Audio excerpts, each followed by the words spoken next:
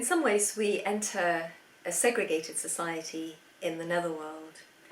As is discussed in another section of this item on the novel, there's very little manifestation of specific individuals from the other social and financial levels of society.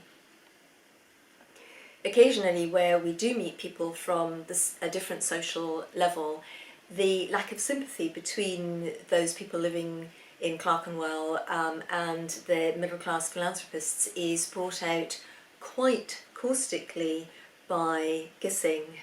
The efforts of the middle-class ladies who take over the running of the soup kitchen, most maladroitly, is quite heavily satirised. It's one of the few passages within the novel that contains an element of humour. It's not rip-roaringly funny, but it is more humorous than most other parts. It definitely carries overtones of Dickens' social satire. The ladies, the middle-class ladies who take over managing the soup kitchen, have really no idea of how the people who receive the productions of the soup kitchen will take the different innovations that they are introducing. And in fact, the recipients of the charity of the soup kitchen entirely reject it because they don't like or understand the attitude with which the assistance is now being offered. And in the story, the previous managers of the soup kitchen are reinstated because they did understand how to get along with and to go about with the people who are coming to the soup kitchen. The assertions of double standards in how the actions of the rich and the poor are assessed. Money is quite openly discussed in the novel. It is a practical tool. It is an essential tool. It is the life-sustaining flow that enables people in Clerkenwell to survive. Money really, for them, does not exist in quantities outside of that level of expenditure. Money enables food, drink, shelter, warmth. Details of people's diets are given in terms of what it is affordable for them to eat. People pawn their possessions for specific sums of money in order to gain enough money to eat until they're paid at the end of the week. The different levels of rent on different types of accommodation is very specifically given, and also the type of accommodation that people can afford depending on their financial circumstances rises and falls, and this is something that, for example, in the case of John Hewitt, as his fortunes in the world plummet, so the level of accommodation he can afford falls. As he gets older and is less able to earn a living, his accommodation falls. The proportion of rent to income is something as well that's discussed, and it's a high proportion to the income earned, and high rents and exploitative rents are one of the many ways in which people are held in the poverty trap. The amount of furnishings that people have is also highly dependent on what they're earning at the moment, how many things or how much stuff they've had to pawn recently, and also if they've fallen into debt and if the bailiffs have actually removed all of their possessions is another thing which occurs. In some cases, the only furnishings that people have are rags on the floor. There is frequent reference to the exact number of pieces of coal or the exact amount of coal dust that is present in a dwelling, telling people of the period who would have been much more used to burning fuel just how long people are going to be able to stave off the rigours of absolute cold in their lives, because they'll have no other protection from it apart from the coal that they're able to burn. We realise that as well, some people, Mrs. Candy for example, Pennyloaf's mother, follows the coal delivery van about the neighbourhood, picking up odd pieces of coal that fall, and by that means she has coal in her home.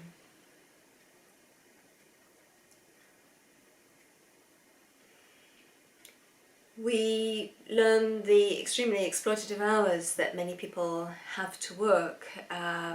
Stephen Candy, the potman, works most of the hours of the day. He doesn't have enough time off in the day to actually be able to sleep enough to keep going in a healthy way. Pennyloaf as well works an inordinate number of hours sewing piecemeal before she marries Bob. And again, lack of sleep could be one reason why Pennyloaf doesn't come forward as particularly intelligent. The relative financial perspective of being engaged in piecemeal work or being actually employed for a specific number of hours on a weekly basis in factories is also discussed. Piecemeal work is hard, but at least if you keep working and producing single items, you will get paid. In a factory, you can have regular work, but it's also possible to be laid off completely at very short notice, in which case you find yourself destitute. Money is really a problem. Finding enough money to live at all, let alone live comfortably, is very, very difficult in Clerkenwell, in the world of the Netherworld. It's so difficult that one of the characters actually begins to make his own money. He turns the talent that he has for art and modelling to to counterfeiting money, which of course was, as it is, illegal.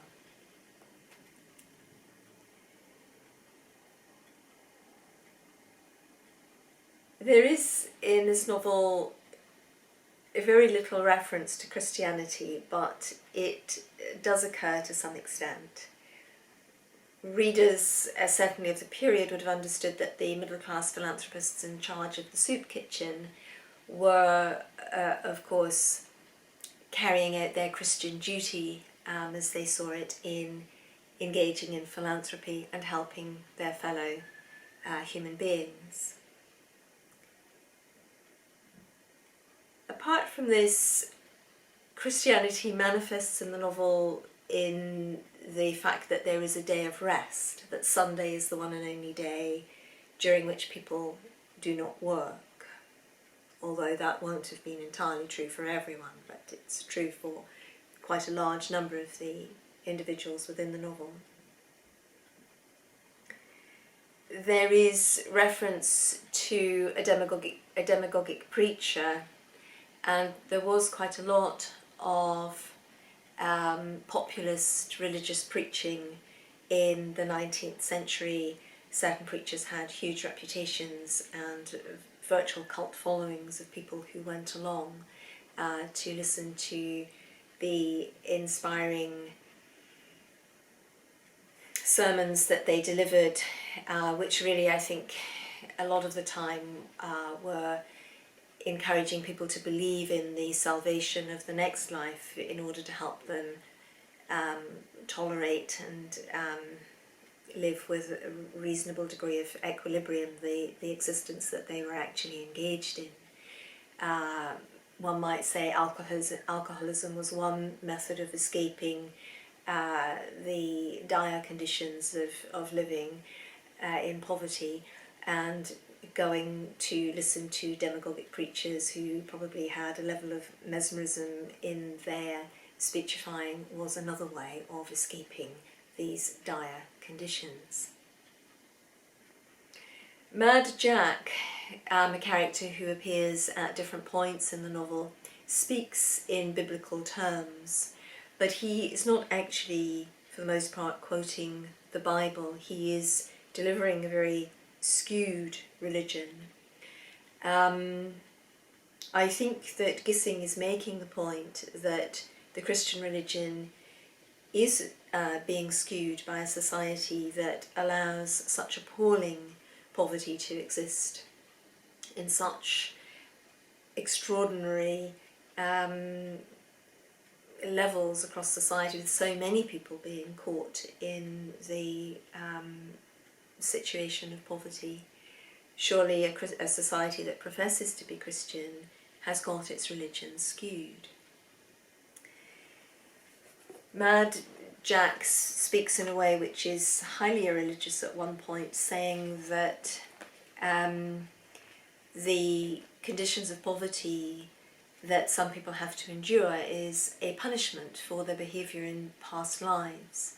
The problem with this is that Christianity does not believe in the process of reincarnation.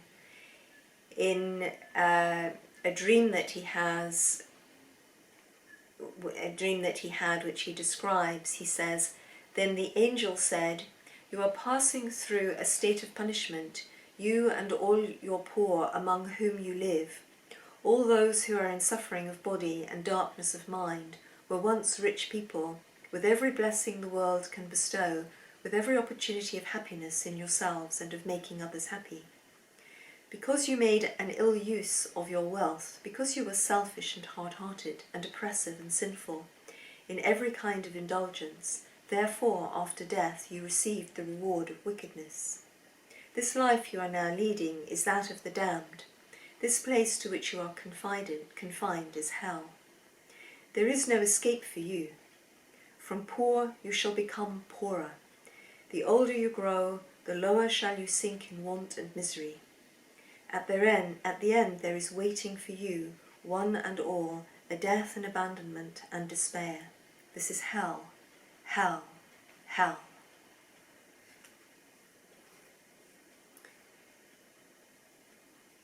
So this is really quite quite terrifying description of the poverty trap that people are in.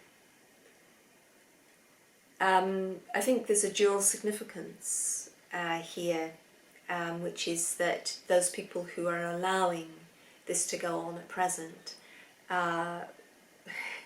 will be punished in the future.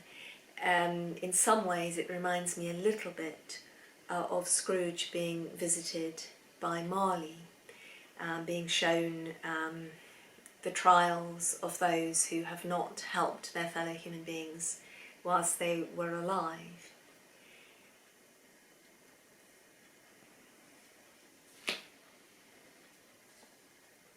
Mad Jack, to some extent, is preaching Christianity, and significantly, of course, he is mad. Mad to imagine that there could be a salvation coming from the spiritual dimension. The salvation, of course, has to come from human action, and as I described before, really the problem is so huge and so pervasive that it will require action from many different quarters and being amalgamated together to actually come up with any kind of a solution. With regard to the absence of the clergy in Clerkenwell and in any sort of industrial city areas in the 19th century, Frederick Farrar, who was himself a prominent clergyman of the period, does make the point that religion does not seem to touch them, that's to say the people in Clerkenwell. They scarcely ever hear the name of God except to float a lie or wait an imprecation. No clergyman makes his appearance in these pages, and in that respect they are hardly true to fact, for there is not a single London parish in which the clergy are not at work. Yet of most of the lapsed masses, it is emphatically true that they have no hope and are without God in the world. And of course this novel does conclude with a total lack of hope.